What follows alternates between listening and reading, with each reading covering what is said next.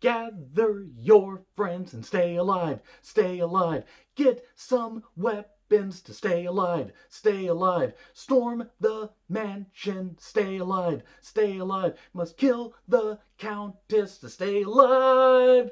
Ooh, boy, I really can't sing one goddamn bit, can I? I'm John Rickman with the retro view of Stay Alive. So yeah, Frankie Muniz, Mr. Malcolm in the Middle himself, Samari Armstrong, John Foster, and Sophia Bush, who hasn't aged a goddamn bit in 15 years, as friends that play a video game that kills you. If you die in the game, you die the same way in real life. Does it make sense? Fuck no. And whether you see the theatrical version at 85 minutes of runtime or the director's cut at 100 minutes of runtime, you're not really gonna care much about what happens to any of these characters or really anybody in this goddamn movie, and you're gonna wonder why you wasted your fucking time with this. I worked at the theater at the time that this came out and felt profoundly ripped off of the time I invested. Now, I got into movies for free back when I worked at the theater, and still not the worst thing I saw in 2006, but that's another story for another day.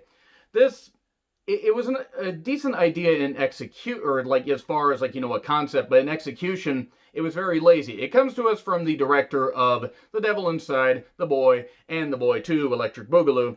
So I knew I was in trouble, and I don't remember this movie being very scary. I just don't remember it being this goddamn lazy. So the idea is it's a Stay Alive production. It was shot in 25 days, and I'm amazed that they managed to stretch it out to 25 days because it felt like 2 fucking weeks. I will say that the video game graphics aren't all that bad. This was right around the time where we were transitioning from the PS2 to the PS3, at least as I recall. So the PS2 was still king, and quite frankly, I would hold up, along with the SNES, as my favorite video game system of all goddamn time, at least in my opinion. But watching this is like, okay, they try to do a whole bunch of cool video game speak, and it's Jump Scare the musical. Like, it's so fucking lazy. It's like every time, like, oh, there's this dark corner, they pan, and then, oh no, there's a ghost. Oh no, there's a spoopiness going on. Oh no, somebody's gonna get chased down by the cameraman that just decides, hey, I'm gonna get really close to you and then kill you. And that's basically it. The cameramen were actually the biggest villains in this goddamn movie because they were probably tasked with annoying the cast more than anybody. So there's a new interactive video game called Stay Alive. So as far as titles go, it's very on the goddamn nose. It's like if the Seventh Guest, Resident Evil, Fatal Frame, and every other horror video game at the time had a goddamn baby, and this was like It's Alive, except It's Alive actually was kind of scary at the time. Stay Alive, unfortunately, isn't. So it's a spoopy horror game. It's a little too real, because yes, if you die in a video game, you die for real a little bit later, or you die eventually. The game and the movie like kind of just play with the concept a little bit, and then it kind of just gives up because it's like the budget ran out. In fact, I don't think the budget was very big. They poured more of the budget into the video game than anything else. So we have a guy that plays it, and then he dies in the game via hanging because he gets knocked off a banister and gets, you know, choked out by a chandelier wire, and then the same thing in his house. Somehow. Police are investigating it. There's lots of video game speak. The jump scare noises in particular were so fucking lazy. We go to a funeral where the main character, Hutch, played by John Foster, it's his friend, and he meets a girl there named Abigail. Samari Armstrong, who likes to take a lot of pictures. And you think by how weird she is and how, you know, quickly she gets attached to Hutch, you're like, oh, she's going to factor into this. She's going to be like the descendant of this ghost and everything. No, they didn't want to go that far. They just wanted to make her a character that just latched on to people.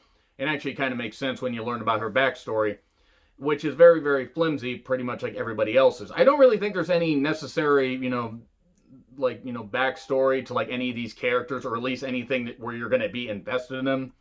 Hutch's character, his parents died in a fire, so he's scared of fire. Actually, it turns out that his dad set the building on fire, or the house on fire, because he didn't want the mother to have anybody else. If he couldn't have her, nobody could. And the friends all gather to play the game because they find out this game, like his friend was playing it, and like, oh, we'll play it. Oh, there's voice activated stuff. They end up, finding out about the story that there was this woman, Elizabeth, who was a countess who had a plantation that was supposed to take care of wayward young girls. But no, she was an evil bitch that basically killed people.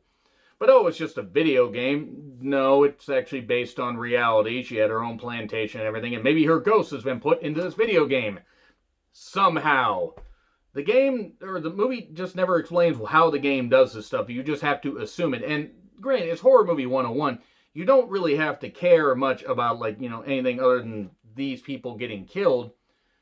And you could just, turn your brain off and enjoy it there. But the thing is you don't give a damn what any of these characters do. So how are you going to be invested when they're killed? Oh, great, they're killed. Fucking great. Fantastic. I don't fucking care. And nobody is anybody's backstory. It's like, okay, somebody's parents died in a fire. Oh, a girl lives in a van knocked down by a river. There's this guy that's a fucking douche that cracks a whole bunch of jokes, basically, to prevent himself from being crushed by depression and all the real world events. I identify with that because I crack a lot of jokes myself. So, the ghost starts basically haunting everybody. They're playing this game one night, and then, they're doing this online thing, and one guy gets killed while in a high-rise office building. And then mirrors break, we get spoopy noises, we get a bunch of other shit, they see the ghosts and stuff like that, and this Countess is haunting them because this Countess wants to kill them because they decided to play the game. Now, mind you, this is not a game that was released, and how was this game created? We don't really find out how this game was created, by the way.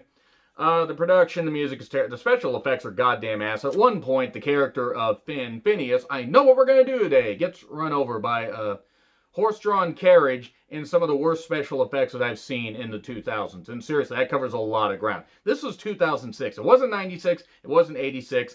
That was fucking bullshit. It would be better if the game wasn't played, but this cop is playing the game, and oh no, you can't play the goddamn game. It's like The Ring. You can't do that. The cop then gets dispatched, stupidly in his truck, like blood splatters all over the goddamn inside of the truck.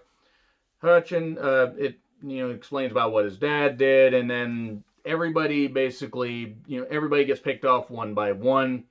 Sophia Bush's character of October eventually decides to just wander around and look at what the hell's going on, in this house that's being constructed, and oh, there's this ghost, and hey, we're being hunted by somebody, but I'm gonna go look at this ghost, and oh, I got killed. Oh no, I got fucking killed. God, it's terrible. But before that, she does explain that you need to put 3 nails in this witch's head. In the forehead, well, actually, in the forehead, the heart, and the neck. Okay, cool, whatever. And you can, an undead soul can only be cleansed by burning its blood. That is not how that works, but whatever. If nobody played the game, then the game is playing itself. Oh no, the game's alive. The game's staying alive. Ha ha, ha ha. So, yeah, then October gets dispatched, which is kind of hilarious. At least I thought it was. The game basically gets played because Frankie Muniz's character, by the way, I forgot to mention this, his name's Swink. And I don't know why that's funny to me, but he's playing the game and telling everybody, the remaining 2 people, Hutch and Abigail, hey, this is what you have to do. I'm going to keep playing this game.